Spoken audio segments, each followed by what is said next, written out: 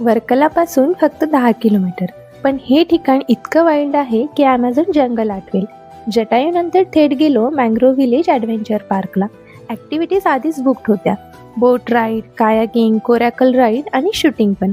बोट ride सुरू झाली आणि सिरियसली डोळ्यावर विश्वासच बसेना. घनदाट मँग्रोव्ह, शांत पाणी, झिरो नॉईज आणि मग 15 मिनिट कायाकिंग आणि कोरॅकल राईड. जाताना थोडंसं शूटिंग पण केलं. संध्याकाळपर्यंत सगळ्या ॲक्टिव्हिटीज पूर्ण केल्या. मग स्नॅक्स आणि प्रवास सुरू. त्रिवेंद्रममध्ये पोहोचलो त्याच दिवशी संध्याकाळी आणि दुसऱ्या दिवशी निघालो पद्मनाभ स्वामी टेम्पलसाठी.